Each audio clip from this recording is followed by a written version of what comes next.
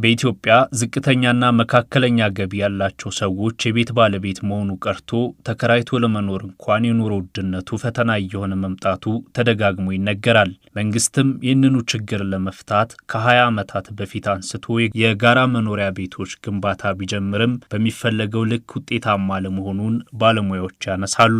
ለመሆኑ ዝቅተኛና መካከለኛ ገቢ ያላቸው ሰዎች ወደፊት የመኖሪያ ቤት ጉዳይ ጣፈንታ ምን ይሆን? መንግስትስ ምን አይነት አሰራሮችን ቢከተል ይመከራል? ኢንጂነር ደሳለኝ ከበደ ስለ ኢትዮጵያ የቤት አቅርቦት ጉዳይ መጽሐፍ ጽፈዋል። ኢንጂነር ደሳለኝ ዝቅተኛና መካከለኛ ገቢ ያላቸው ሰዎች የቤት ችግርን ለመፍታት መንግስት በቤት ግዢ አሰራርና መሰል ነገሮች ላይ የጣለውን ቀረጥ ማንሳት አለበት፣ ይህም የ21 በመቶ የቤት ወጪ ዋጋን ይቀንሳል የሚል ሐሳብ አላቸው። ሌሎች ሀገሮች የመጀመሪያ ቤታቸው ለሚገቡ ዜጎች ከታክስ ነጻ ስንዝውውር ያደርጋሉ። ፈርስት ታይም ሆም ባየር ለሚባሉት እኛ ሀገር አሁን በምታይበት ጊዜ 6% አካባቢ ያወጣል። ያንን ሊተውለት ይችላል።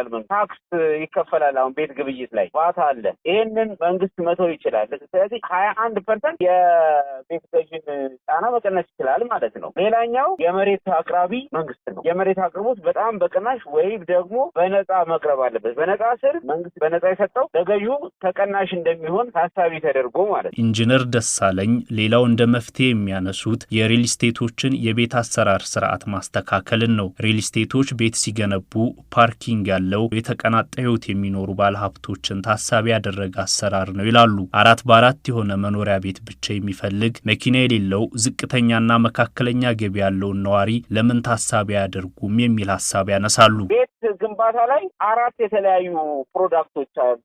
ለምሳሌ አንዱ መሰረታዊ ወድቆ ለመነሳት 4x4 የሆነ 16 ካሬ ሜትር ቦታ ሰውን ያኖራል። በእርግጠኝነት በተረጋገጠ ዲዛይን ማለት ነው። የዚህ አይነት ቤት የሚገነቡ ሪል ስቴት ካምፓኒዎች ግንባታዎች ውድ እንዲሆኑ የሚያደርገው ቤት ለመገንባት ለፓርኪንግ ቦታ ይፈለጋል። ነገር ግን ሰውየው እኮ በሳይክል ሊመጣ ይችላል። ስለዚህ ይሄ ፓርኪንግ ሪኳየርመንት የማይሆንበት ሲሆን ወጪ ይቀንሳል ለግንባታ። ስለዚህ እነዚህን ታሳቢ ቢደረግሩ ገዢን ታሳቢ ተደርጎ ማለት ነው። ኢንጂነር ደሳለኝ ለግል ቤት አልሚዎች ብቻ ታስቦ የሚደረግ የፋይናንስ ድጋፍ እንደሌለም ያነሳሉ።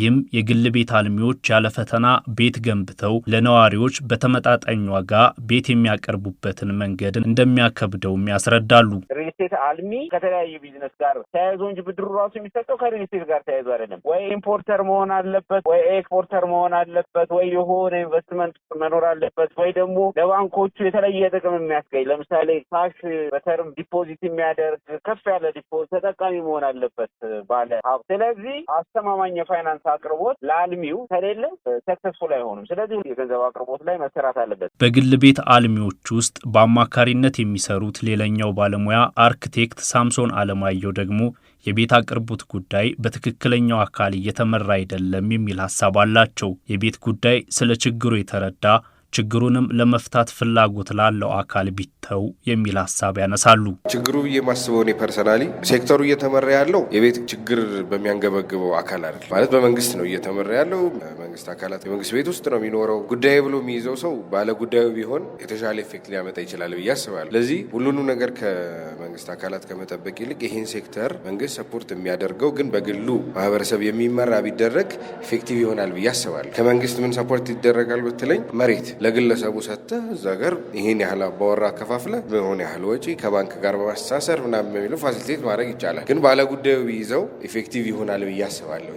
ሁሉም ዜጋ በተመጣጣኝ ዋጋ የሚኖርበት ቤት ሊኖረው ይገባል የሚሉት ባለሙያዎች ሁሉንም ሰው ግን የቤት ባለቤት ማድረግ እንደማይቻል ያነሳሉ። ለዚህም ሰዎች በአቅማቸው ልክ ተከራይተው የሚኖሩበትን ቤት ማመቻቸት አስፈላጊ መሆኑን ያስረዳሉ። መንግስት የጋራ መኖሪያ ቤቶችን ሰርቶ እንደሚሸጠው ሁሉ መግዛት ለማይችሉት ደግሞ ማከራየት ቢጀምር አሁን እየናረ የመጣውን የቤት ኪራይ ዋጋ ያረጋጋዋል የሚል ሐሳብ እንዳላቸውም ባለሙያዎቹ ነግረውናል።